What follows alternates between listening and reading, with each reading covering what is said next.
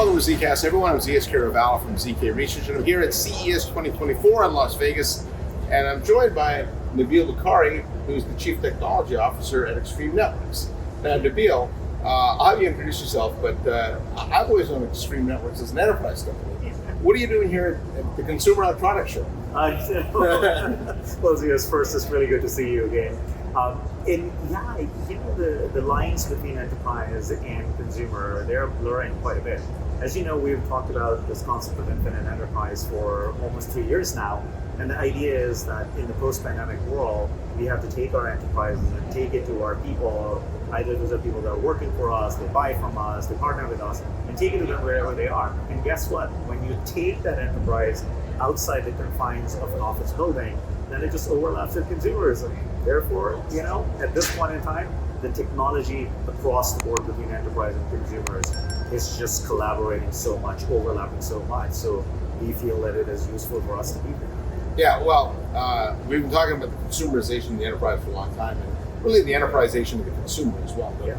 It's been going both ways for quite some time. And so I know you're doing a panel here, a big panel, called The Age of Infinite, which is very similar to your vision of the infinite enterprise. So just talk about what the infinite enterprise is definitionally, right, and then how it relates to this topic of the age of infinite. They certainly sound the same, but I'm sure there's some subtle differences. There are, and it's just one is a subset of the other one.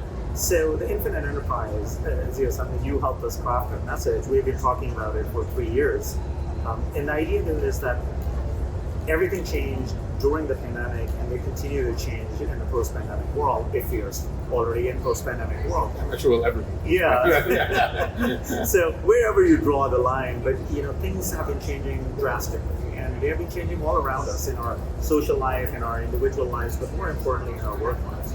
And as businesses, one of the biggest challenges that we have is to get our business to people wherever they are. And we said that in order to become an infinite enterprise, enterprises need to take into account and consider 3 outcomes. One was infinite connectivity. So connect your people, devices, applications, no matter where they are. Don't tell them to be inside the office or in a data center. They will be where they will be. You need to connect them securely. Number 2, you need to do it at scale, because it's not like now that you need infinite connectivity, so you're going to all of a sudden have an infinite budget, right? So you need to be able to do it at scale, cost effectively within your resources. And the last part is that when enterprises become that infinitely distributed, you need to have the ability to figure out what is the experience of every single person, no matter where they are, and that directly relates to data and analytics and cloud and AI and stuff like that. So that was the concept of infinite enterprise. Now, as you mentioned earlier, that this is more of a consumer show, so when we take that topic and we bring it more into the consumer world, we kind of call it the age of infinite, where the idea is that in this age, everything around us is characterized by this speed, which is starting to reach a limit of infinite, right? So there's infinite amount of change, infinite amount of technology, infinite amount of disruption. People have to adapt infinitely and stuff. So all of this is characterized by age of infinite. So very big amount of overlap between the two. Yeah, that's interesting. And clearly we're moving into this world where we can do anything from anywhere. In fact, in the consumer world, I'd argue we're there. Yeah. But when I think back to this past year, 2023, one of the predictions I had coming into the year was that return to work would be a disaster for most companies, and I think it really was. And from your perspective, when you talk to customers, what was really holding them back? Was it a people thing, tech, all of the above? Why couldn't we figure this out? Yeah, first I will agree with you. I think that I know there's this big debate going on in return to work. I am squarely on the side that let people work from wherever the hell they want to work, right? Just make sure that they are productive and they can be effective. And I think that is really where lies in the answer, that a lot of companies, while during the pandemic, they cobbled together some solution to make us connect into the work and do it, but they never really understood and invested in the technology to make us really effective as employees, no matter where we are. And I think that's the reason where now, they have this fundamental belief that somehow the experience, the effectiveness and productivity of a team inside an office is better than when they're distributed. And I think it's a myth, number one.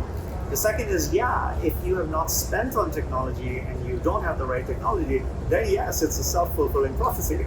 Yeah. If people can't really collaborate when they're away from each other, then of course they're not going to form a team. So I think at some level, it is a technology adoption, technology investment, and quite frankly, just understanding the technology problem, right? So I agree that it has been a disaster, and I really do believe that there will be ups and downs, but I really believe that it'll settle down into a very flexible way where it really translates to, hey, work from wherever you're working, and technology will ease out the issues that are present in remote teams. Well, let's hope so.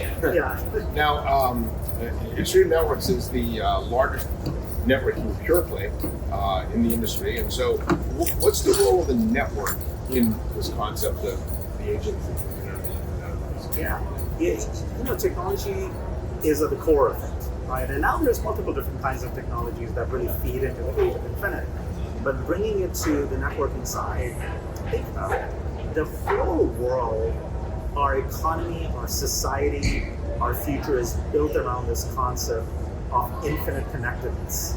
Whether we are connecting to do commerce, or we are getting on social media, or we're getting together to deal with the geopolitical problems in the world, it is all about this infinite connectedness, right? This global village, the creation of the global village. In fact, if you can't connect, you can't do anything. Exactly right. So now, because the world is becoming more and more digital, so connectivity is kind of like it's the spine, it's the nervous system. Think about it this way: Industrial Revolution would have not happened with steam and then coal and with fossil fuels, right? Similarly, digital transformation or digital revolution started with the computers and the social media, but all of that is only possible because that fuel is the networks at the bottom of it. So the network really, that connectivity really drives the entire society, the entire commerce and everything. But one thing is, you and I have talked about it previously before, that when people think about connectivity, they think about okay, it could be an Ethernet cable, or these days they think about Wi-Fi.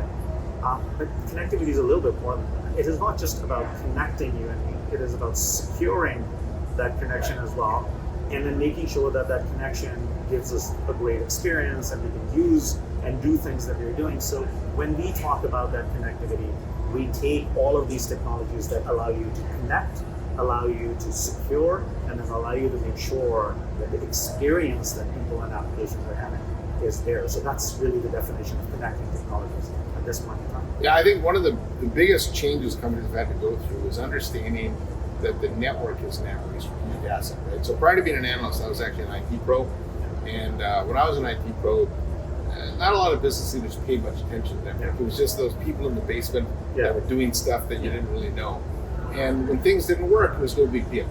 But today, if things don't work, you don't have any cloud apps, you have no IoT, you have no mobility. And I think the network, the world has become network centric. Yeah. And so talk about network modernization and how important that is in this world of internet. Because there's a lot of companies out there, as you know, still running a lot of old network. Yeah, and that's where, exactly to your point. I mean, there are companies that still think of it as an expense, just like they have to put. They do a command line. And they, just like they have to put tables and chairs in offices, they think like they have to put network as well, and they think of it in the same bracket, and they think it is an expense. And I think those are the companies, by the way, one we were talking about earlier, they're running into problems, right? But as we talked about, if you look at a modern business, the modern business is built on technology, is built on that connectedness, is built on the premise and the promise that you can access my business no matter where you are or however you want. And if you really think about it, it just boils down to fundamentally, your ability to connect everybody. And that's why networking is not only strategic to us at this point. It is an imperative.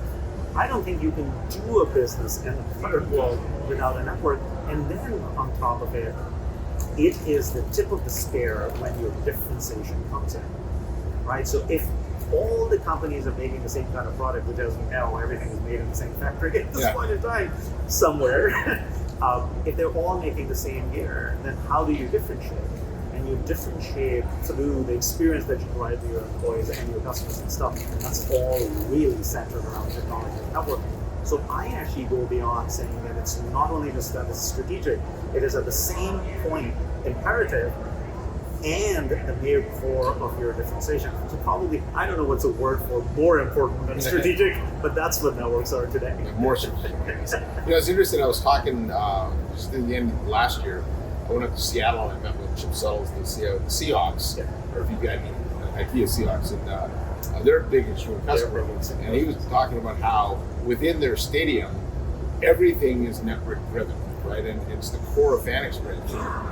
Amazon just walk out, pick it up tonight, and walk out the door. Mobile ticketing, all the stuff they do on stream. That's all network centric. And without the network there, the fan experience would be highly degraded. So, yes, that is actually the stadiums. They are a perfect example of this overlapping roles of individuals or consumers and businesses, right?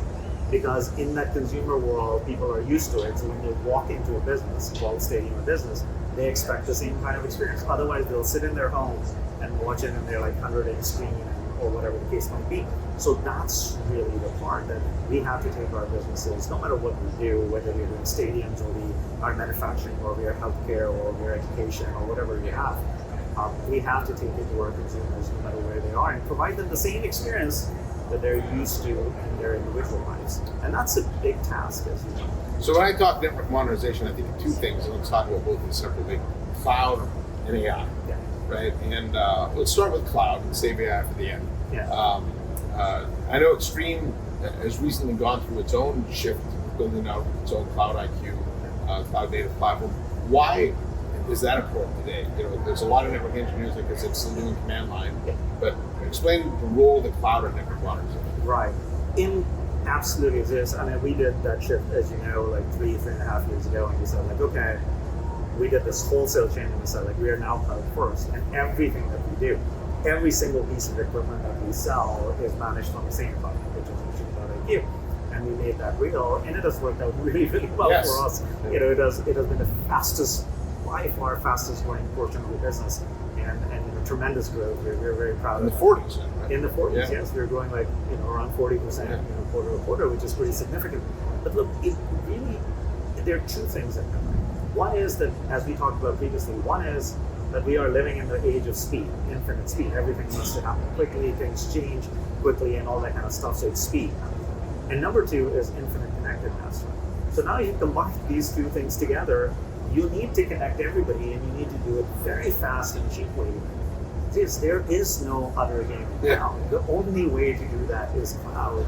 And I believe that at this point in time, if somebody says that, hey, I want to deploy a network, but I don't want to go to the cloud, that's just paradoxical at this point in time.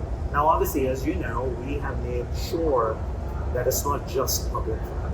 We have big installs on the public cloud, but we have brought cloud down to where you are with the edge cloud and stuff as well. But the key is network and cloud goes hand in hand today. That's why our motto of one network, one cloud, right?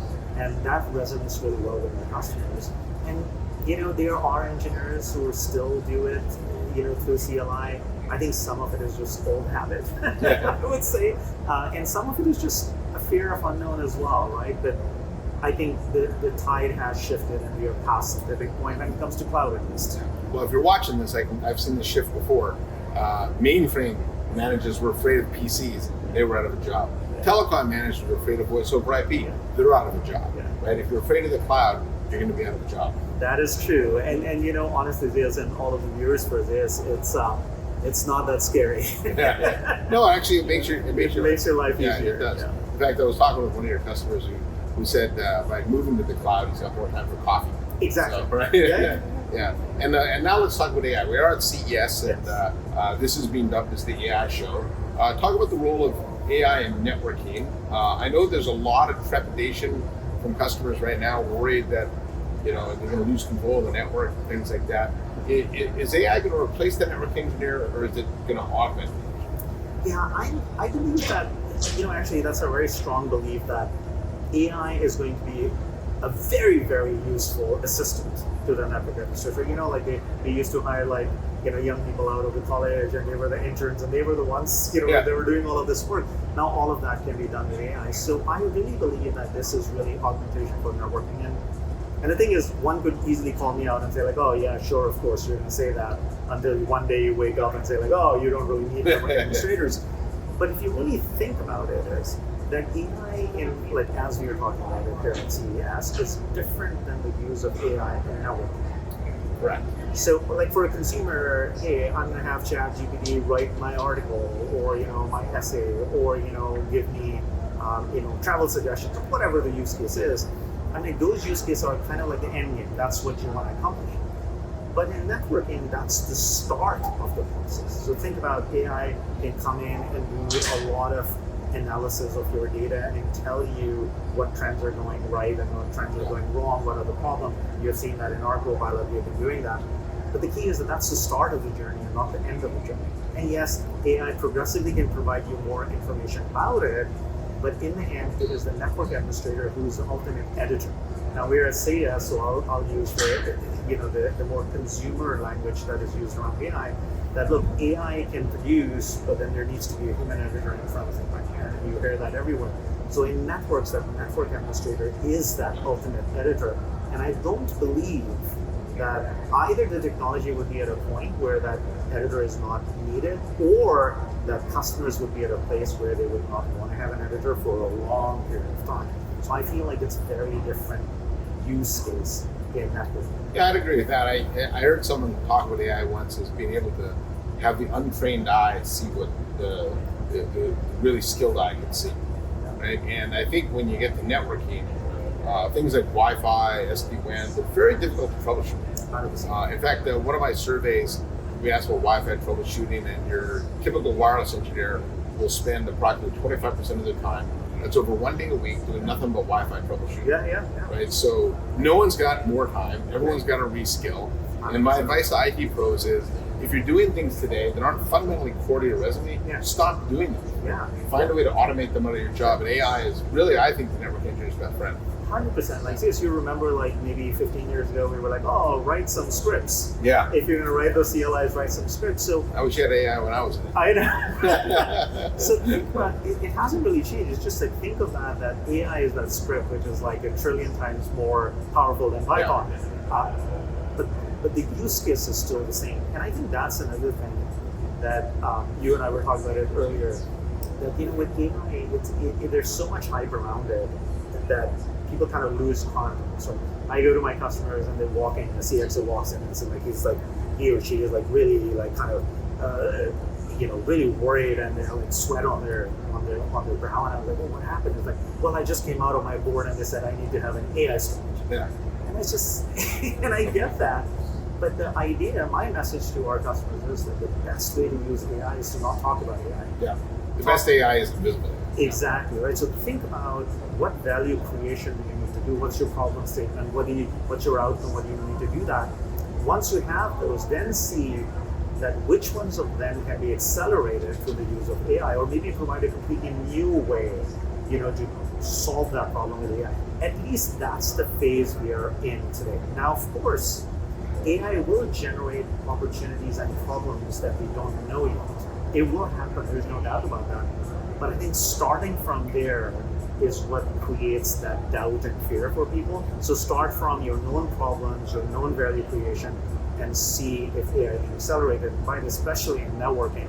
Absolutely, as you pointed out, if you're a network engineer and you're troubleshooting Wi-Fi, or troubleshooting PoE or fabric and stuff. I mean, who wants to do that? Who wants to do that? So let AI do that for you, right? Yeah. And that's really the thing you already needed to do.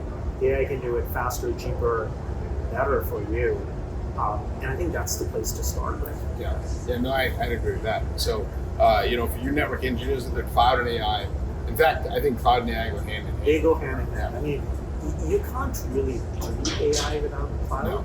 And I'm not sure how you would do that actually. Yeah. You have to consolidate all your data back and put it in the cloud. Exactly. I mean, there is a concept of these small language models that are just coming out, and you can run them on your mobile and stuff. But the use cases for them are different. Like same thing. If you're proofreading something, of course you can do that. But for networks, and especially with these infinitely distributed networks, you need to collect your data and normalize it somewhere. And the only place to do that is really the cloud. So you're absolutely right. it's really the chocolate and peanut butter together. Yeah. So cloud and AI go hand in hand. All right, Nabil. Well, thanks for the discussion. Anything else you want to add? What's ahead for Extreme this year? Well, I think there's a lot of things that are coming out for us. I kind of briefly talked about it. I'll give a little bit of a hint. I said earlier that it is not just about providing connectivity between people, application, and devices. It is about securing that connectivity and then making sure that at any given time, what is the experience on that connection. So you will see from us a lot of newer technologies that allow you to do that in a very streamlined fashion. The it is, and we talked about it before, when we built XIQ, it was not building a cloud application, it was about building a cloud platform. Yes. And that's the time that we have spent on it. And now you see there are more and more applications that are coming out on this platform. But because they're on the same platform, they all seamlessly work together and deliver that more value. And a shameless plug. So if you are at CES, so tomorrow is the panel, it's Age of Infinite. I think it's going to be fantastic. I have 2 other CEOs and a CPO joining me on the panel. And we were very quickly talking about AI wants to speed things up. The culture of a company takes time. So how do you put these things together? And as a leader and as a manager, how do you wrap your head around it and take your organization forward with it? So I think there'll be some really interesting conversation there. I mean, you could have said the same thing about cloud and even PC computing. And the one thing that's true is the companies that embrace those technologies will understand sustainable market. Hiding away is never the answer. So, anyways, Nabil, thanks for joining me. Yeah, thank you. As always, it is a pleasure, and I love your jacket. It's the purple color. It is our color. So, on behalf of Nabil Bukhari, I'm ZS Kirval from ZK Reach saying thanks for watching. Please hit that subscribe button, and I'll see you next time on the ZKast.